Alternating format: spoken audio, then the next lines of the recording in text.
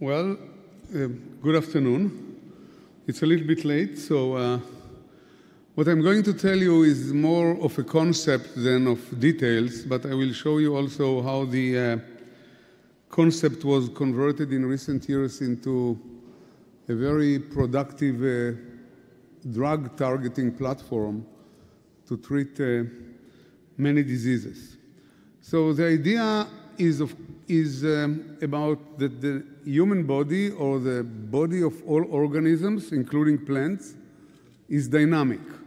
So when we get up in the morning and we look in the mirror, we typically see the same face. The face will change, or our view will change only along a very long time. So it takes years for us not to look at the mirror to discover any change.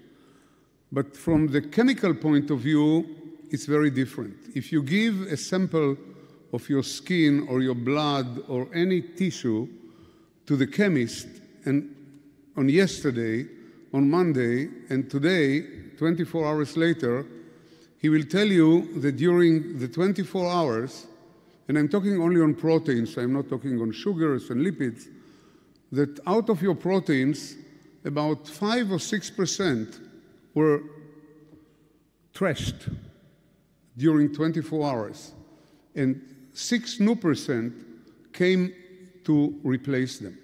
So every day, we are trashing about 5 to 6 to 7%, depends on the physiological state of the body of our proteins, and replenish them with new ones, which immediately raises many interesting questions.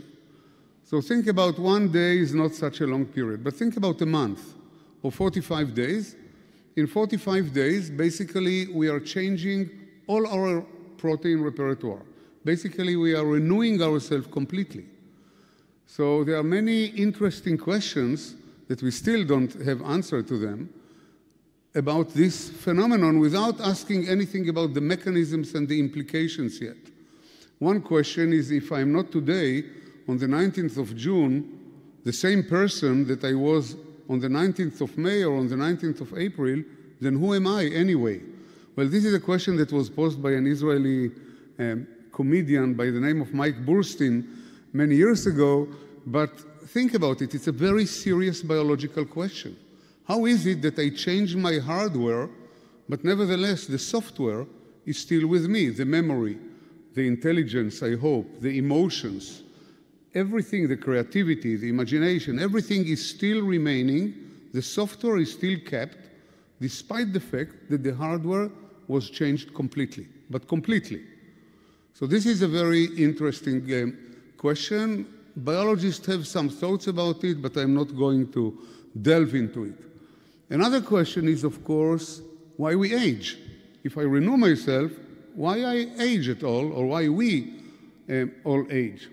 So as you see, and these are just part of the questions that one can ask himself or herself when looking at a simple dynamic experiment. And the experiment to show what I told you, that we are exchanging ourselves in a rate of about 5 to 7% a day, is easy to do.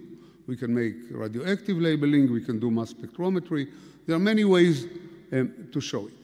So let's go a little bit to the historical roots of the mechanisms and why people started to ask themselves this question and how it raised. And I'll go very quickly because France is also somehow involved, and I will focus only on one aspect of it, and that's the destruction of our proteins. So every day we are destroying our own proteins and renewing them. And the process of destruction in the body has been known for many years.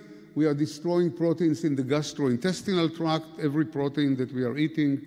Let it be even a wonderful French foie gras, doesn't matter, cheese, vegetables, everything that goes into our mouth goes immediately within few seconds to the gastrointestinal tract, and we are destroying the proteins.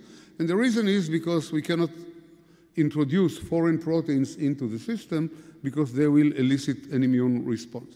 So that's a non-specific process. Once we go into the body, we need to be a little bit more careful, whether it's in the circulation or whether it's inside the cells, and the process has to be highly, highly specific. We cannot afford the destructive environment of the stomach inside the cell. And inside the cell, the story is completely different, though the principles of destructions are always the same. Without going into too many details, in order to destroy protein, all what we have to do is to take a molecule of water and to put it in between two amino acids, which are the building blocks of proteins, and take them apart. And I don't want to go into the principles any further. So now I'm coming to the question of why. Why we are so dynamic? Okay, we talked about looking at the mirror daily, the fact that it is there, but why at all we are doing it? Why we are not being born at the weight of 2.5, 3.5 kilograms and growing up all the way to the age of 16 or 17 and then coming to a steady state and then keep the weight all the way until 120 plus. Why we are not keeping all the repertoire of our proteins? Why we are not static? We are not static because of the reasons that you are seeing on the board. First and foremost is quality control, probably the most important issue. Proteins, as you can see, we are very flexible. The human body, or the organismal body, is extremely flexible. And it's made of proteins, and proteins, which are the machines on which we are running, the antibodies that protect us from foreign invaders, the muscles, the heart, the red protein of the blood that carries the oxygen, and so on and so forth. We are built of about more than 20,000 different proteins that, in my view, looking at it from above, are playing the beautiful symphony, which is called the Symphony of Life, and without a conductor. So these 20 or 22,000 proteins playing in a very well-coordinated way, the Symphony of Life, without a conductor. But it turns out that they are extremely sensitive to irradiation, extremely sensitive to temperature, extremely sensitive to mutations, extremely sensitive. I don't want to bring you an example that I always talk to kindergarten kids about a very simple experiment. You can take an egg and cook it for 5 minutes, which is very easy. Something will happen to the egg. It will become a hard egg, but nobody in the world can take the hard egg and make it back a natural egg. The same for fried egg. Heat affects protein in an irreversible way. And it happens so that we are living in a very high temperature. We don't feel it. But 37 degrees is deleterious to body proteins. The place for proteins, as you all know, when you are buying a piece of meat or cheese, is in either the freezer or for a few days, not more, in the refrigerator. Body temperature is high, and we are paying a price for that, and that's the price that our proteins are being spoiled all the time, misfolded, and so on. People don't think about it. Oh, 37 degrees, fine. When the temperature is higher, we are sick. When it's lower, we are also sick, and so on. 21% oxygen. We are paying a heavy price for living at 21% oxygen in the atmosphere. And the price is toxicity of oxygen to our protein. It oxidizes our proteins and takes them out of function. Again, people don't think about it, but the environment that allowed also, we can also argue why 37 degrees. And I can tell you why. We cannot live lower than that because the biochemical reactions will not catalyze themselves in the appropriate speed that is needed in order to sustain life. And that's all shown thermodynamically. I don't want to go into it, but think about it. You know, evolution was very precise conditions on Earth and evolution to allow the evolvement of high organisms. But we are paying a price, a heavy price. And as a result, the price, which is the life of proteins and their inactivation, misfolding, and so on, evolution was also forced to develop very sophisticated quality control mechanisms. And one of the quality control mechanisms is a mechanism that I discovered when I was a graduate student with Avram Hershko in the Faculty of Medicine of the Technion, but it's only one mechanism. There are chaperones, there are many other quality control mechanisms that take care of what we call keeping the environment tidy, of cleaning up all damages, and damages not only to protein. DNA repair is another whole story, maintaining the quality, the health of the genome, and so for the proteome, and so for all other molecules. So the body is equipped with heavy armamentarium of whole systems that are independent of one another, but also talking to one another, that are in charge of the quality control. And we discovered one of them. It's called the ubiquitin system. I will not go again into the story. The story has very interesting historical roots. I think that the whole idea of dynamics of body components was laid down by a Jewish scientist by the name of Rudolf Schoenheimer that was in Germany, like many other Jewish German scientists, was fired upon the rise of Nazis to power, moved to the United States, to Columbia University.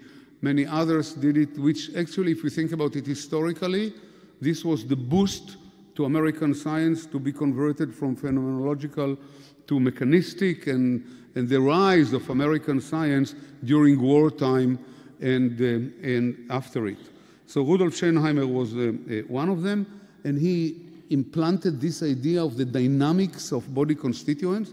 And it's amazing, without showing you, and I came to know this giant scientist, that there was huge resistance to the idea that we are dynamic, and one of the people who resisted it, one of the scientists that resisted it vehemently, was Jacques Monod. Probably you knew him, and I knew him too, and we had a discussion on this idea, but this was a late discussion where he admitted to his misconception, but that was the time that he thought about the lac operon and how proteins are synthesized rather than how proteins are destroyed, and it was a lively conversation which I had with this giant in science here in Paris. So, so Rudolf Schoenheimer was the one. There was this migration of Jewish scientists was occupied a big part, and still occupies a big part in the history of science. This is just one book, which is called Hitler's Gift. It's the gift of Hitler to the world science by firing this Jewish scientist. Interestingly, it was written by Jeanne Madauer, the wife of Sir John Madauer, that got the Nobel Prize, non-Jewish, that got the Nobel Prize for discoveries in immunology. Very interesting, the twisting of how science is moving. But anyway, let's go back to our issue. Very quickly, protein degradation in the body requires metabolic energy, so we have to invest energy. And think about it, this is also paradoxical, because when we are eating proteins, we are deriving energy from proteins. But when we are degrading proteins inside the cell, when we are destroying them, then we are using energy. And the reason is, again, for control. As I told you, we cannot have the gastrointestinal tract destructive enzyme flying in the cell, floating in the cell. It will be destructive. I always compare it to a metaphor. Think about driving a car downhill and uphill. Uphill, of course, you have to use the gas, because otherwise you'll never get uphill. But downhill, you have two options. You can either turn the switch off and lift your leg off the brake, and you will go down, but it will be a very short trip. Or you can shift the car to a lower gear and put your leg on the brake and generate heat, which will cost you more energy than climbing the same hill, but then you control the car. So even going with energy and gaining a potential energy downhill, you still have to invest energy, and the same is true also for the cell. The cell, for controlling, always uses energy. So we discovered a system. I will not, this was the first, I forgot to mention, because I'm very much into the history. So the first person that really discovered a system that destroys protein is the late Christian de Duve, a Belgian-American scientist. He discovered, a Nobel laureate, of course. He discovered an organelle called the lysosome, and this is the organelle. But this organelle, we realized, doesn't answer one question. It doesn't answer the question of specificity. It cannot pick up one single molecule out of millions that are floating in the cell that somehow was mutated, damaged, hurt, inactivated, and pull it out. It works en masse. The mechanism of action, I don't have a laser pointer here, but it engulfs whole droplets of the cell and digests everything that is in the droplet without discriminating between healthy molecules and not healthy molecules. And the reason for doing it is mostly for stress. If we are starving, then we don't care about specificity. We are eating ourselves. This is a process that is called autophagy. We are fudging ourselves. We are eating ourselves. But in order to pick up one single molecule that was irradiated or mutated, then we need something completely else.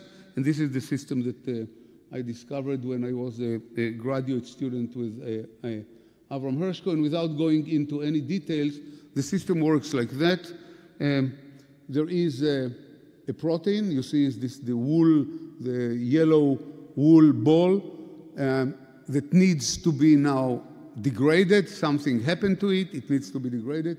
It binds into an enzyme that at that time we called E3 or ubiquitin ligase. And a small molecule in the cell called ubiquitin, which was discovered, is being activated by energy going to an enzyme called E1, from there to E2. I will not, just to show you the mechanism, and then it marks the protein. It binds to the protein.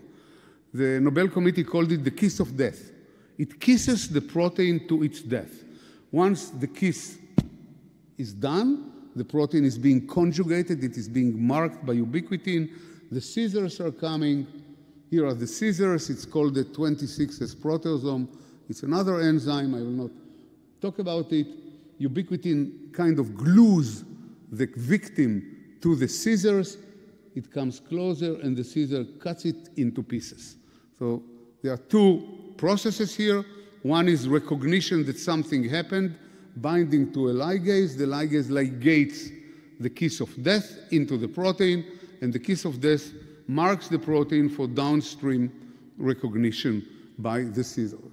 Meanwhile, we discovered it biochemically. It was a beautiful, elegant, I would call it biochemistry at its best. Lots of hours in the cold room. I will not go into it. But in 2000, there was another revolution when the human genome was unraveled, and people discovered that the system that we discovered biochemically contains close to 2,000 components. It's about almost 10% of the human genome. So 10% of the human genome is devoted to quality control, just to tell you how much the cell thinks or was forced to evolve quality control machineries. Now let's go quickly to medicine before we close this wonderful meeting. So why, I will just skip this one, why at all medicine? Why such a system should be involved in diseases? Why aberrations in the system should it all bring to diseases? Well, medicine, if you think about it, it's people don't think about it alone, but it's not mathematics, but it's a profession of numbers. Everything is a number in medicine. My height is a number, my sight is a number, my blood pressure is a number, my calcium, glucose, heartbeat, volume of each heartbeat. Everything is a number. The concentration of proteins is a number. Basically, if you are opening a textbook of internal medicine, half of the textbook is descriptive, and the other half are tables of number that tell you what is the normal value. And deviation from the numbers is a disease. Deviation from a temperature is a disease. Deviation from hemoglobin is a disease. Deviation from albumin is a disease. So proteins are also part of this numerical system, and when they deviate, something is going wrong. Think about hemoglobin, the red protein that each of you, everybody knows. If it's going low, we are anemic. It's a signal of a disease. It can be a colorectal carcinoma. It can be a cancer in the gastrointestinal tract that bleeds. It can be lack of iron. It can be anything. If hemoglobin will go up, it can be a precursor to a red blood cell leukemia. So deviation is a disease, and therefore no wonder that a system that is in charge of quality control and leveling proteins, when aberrated, will lead to diseases. And I'll bring you just two examples, and then I'll talk about one drug, and I'll end with that.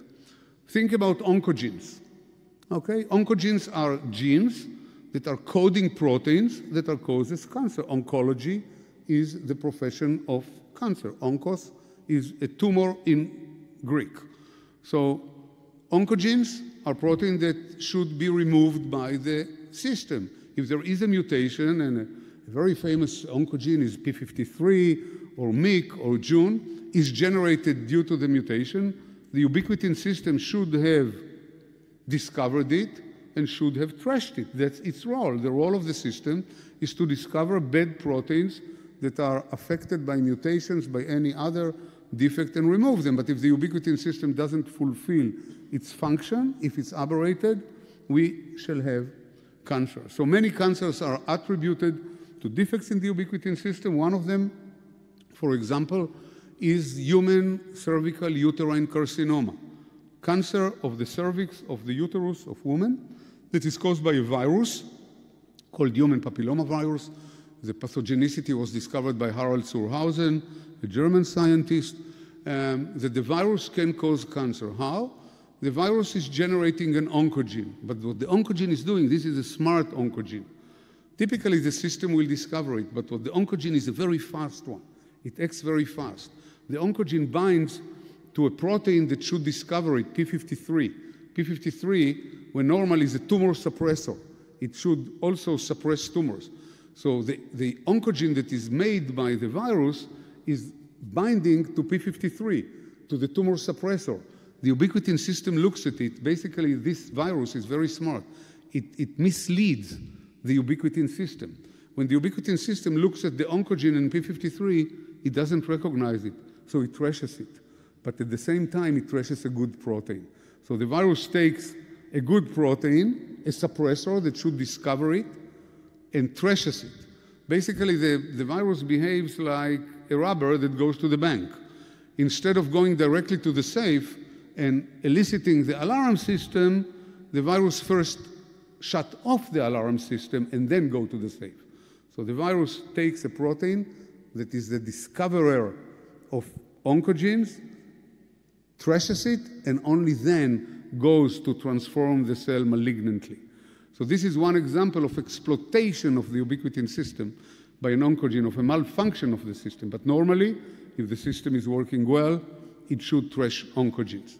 So there are many other examples for these mechanisms, and I just want to show you very briefly two drugs without going into the mechanism, just to show you that, and I think that the reason that I want to show you the drug is not only because drugs are important and helping people, but because it's also a lesson for a buzzword that is running in all the scientific corridors these days, which is called translational or applied research.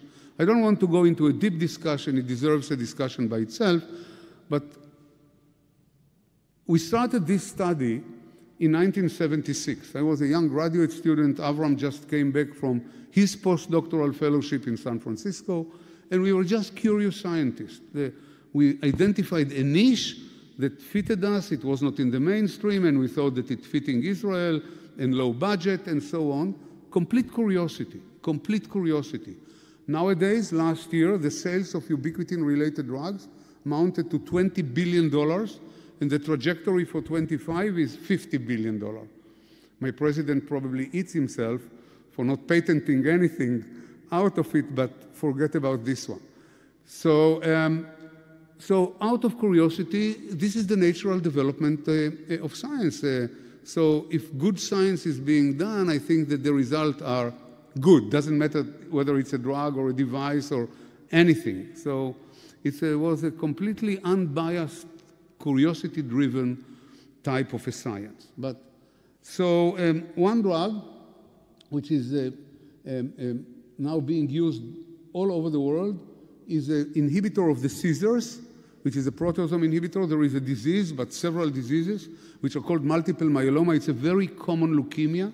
It's a B-cell leukemia that occupies the space of the bone marrow, that crushes bones. And people are, when I remember when I was a young medical student in the 70s, people died within less than a year for diagnosis. Nowadays, many of them are completely cured, and many of them are living very long life in terms of cancer, 10 years and so, in high quality of life. It changed completely the landscape, the clinical landscape. It's an inhibitor of this enzyme. It binds to the active site. And it's very interesting because typically in cancer we are thinking about chemotherapy, about radiotherapy, about big elephants that we are shooting with the patients with huge side effects. This is not a chemotherapy. It's a very mild drug.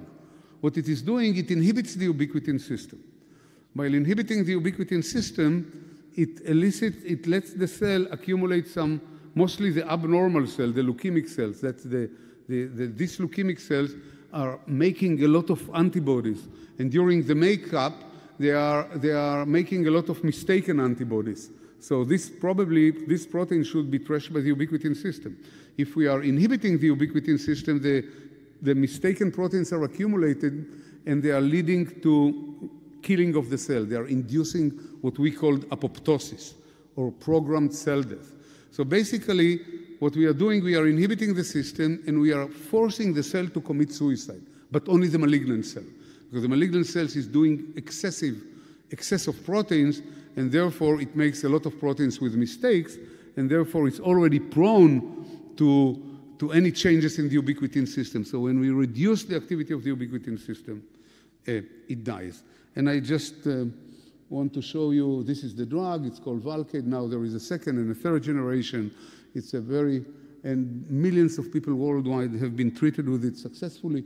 And you can see here the level of the protein that the cell secretes. It's going up. There is some attempt with chemotherapy. It's going down. The disease starts again, and then it's going down. And here you can see bone marrow of the patient. You can see on the left side a very homogeneous bone marrow. You don't have to understand in histohematology.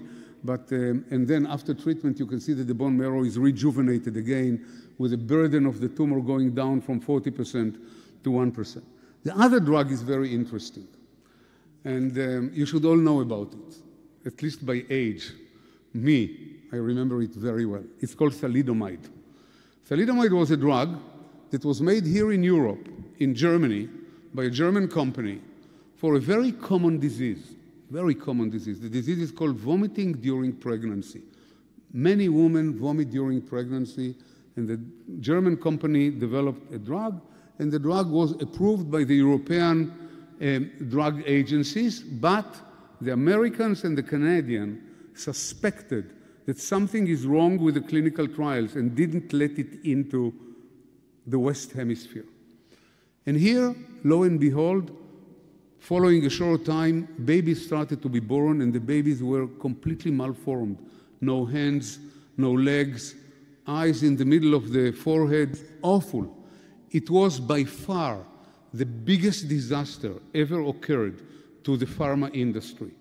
The linkage was immediately discovered, and the drug was buried 60 meters down the earth, underneath the earth, in big stainless steel vault, never to be seen, never to be looked upon again. And about 6 or 7 years ago, the NIH, the National Institute of Health in the United States, pulled out the drug, not the specific drug, but many drugs that were somehow either buried or were not used anymore or were failed clinical trials, for a program that is called repurposing. Repurposing means maybe they are good for something else than the first intention. And lo and behold, it was discovered that thalidomide is a wonderful drug that kills blood cells, white blood cells, mostly lymphocytes. They see it and they die. And of course, there was many discussions whether to pull it out, whether it's volatile, whether some patient that will take it during his breathing will walk on the Fifth Avenue of New York, and a pregnant woman will walk in Central Park, and she will breathe it, and the baby will be affected. Huge discussions. At the end of the day, via a very long process, it was approved by the FDA. And the drug is extremely interesting. It's basically what we call a molecular glue. What is a glue? A glue is something that make a matchmaking of two things that are not being intended to be matched. If I want to glue this glass to the podium, I will take a glue and I can glue it to the podium. What it does, it takes a protein and glues it to a ubiquitin ligase. But the ubiquitin ligase, this protein, this enzyme that binds ubiquitin to the proteins to send them to their final destination, should not recognize this protein.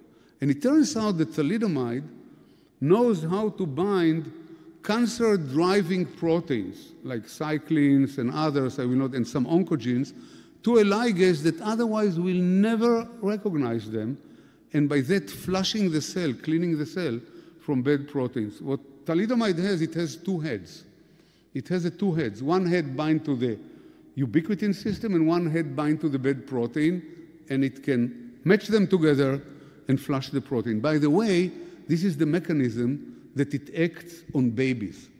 It flushes down a transcription factor, I don't want to talk about it, that is in charge, responsible for the development of the limbs. And therefore, the baby that is not developed yet, when the mother takes the drug, the transcription factor is flushed by the ubiquitin system, and the baby is lacking an important transcription factor that is essential for its development. Now, why this is important, why this product is important, why this protein is important? Because it opened the gate for huge development. Now, all the drug companies are now busy with developing of thalidomide-like molecules. Why? Because if you have an Alzheimer protein in the brain, all what you have to do is to screen for a high-affinity binder that will bind to the pathological protein of Alzheimer, bind it to the other head of thalidomide, and bang, you can get rid of the Alzheimer protein, and the same for Huntington, and the same for ALS, and the same for oncogenes and for other. So what happens with thalidomide, with this bi-headed, you can see it here, I marked it here with the yellow and red. So the yellow binds to the ligase, the red binds to the substrate, it brings them together, ubiquitin comes and flushes the protein. It basically opened a very broad platform to target any protein at will that is not targeted because of the disease state. And now I think that after so many years of waiting for some really successful drug for the ubiquitin system, by the way, the proteasome inhibitors are extremely successful, but it was one target, one inhibitor. Now it's very open, and the papers are telling the lenalidomide, which is a derivative of thalidomide, is degrading multiple myeloma proteins, pathogenic protein. Lenalidomide can flush down CK1 alpha. MDS is a myelodystrophic syndrome. It's a precursor of leukemia. It doesn't matter. You can search the literature. There are now hundreds of papers of this derivative that all came from a drug that for almost 40 years was buried down in the vault, not to be heard of, just by a serendipitous screen by the NIH for a repurposing of all drugs, and it changed completely the face of the ubiquitin system, and the future is therefore the trajectory for $50 billion drug industry in 2025. So thank you very much, and since I am the last one, since I am the